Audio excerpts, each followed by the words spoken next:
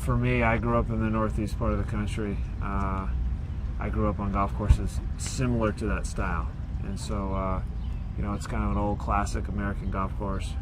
The one, every course I grew up on went back and forth. You know, holes ran north, south, east, west, but kind of back and forth, holes right next to each other. That's the only knock I hear on that golf course is that, well, it just goes back and forth. You can see all the holes, which that's the courses I grew up on. I never realized that was a bad thing, so I don't think it is.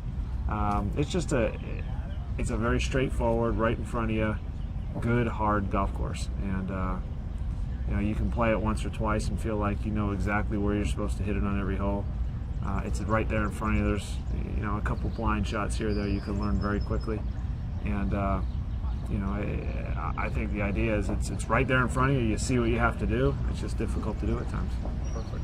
You just wait for the shuttle to go by. You good, Cannon, for that? Okay. Do you have a favorite hole out of Firestone? Last question. I'm not sure I do. You know, I think the par threes are a good mix.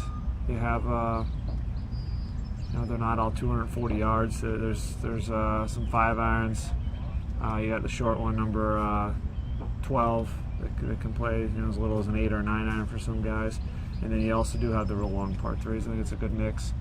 There's only 2 5s. 2 gives you a good opportunity to make a 3 or a 4, make a birdie. 16 on the other hand is a tough par 5. You make birdie there, you feel like you've really done something, which wasn't usually the case on par 5s for us.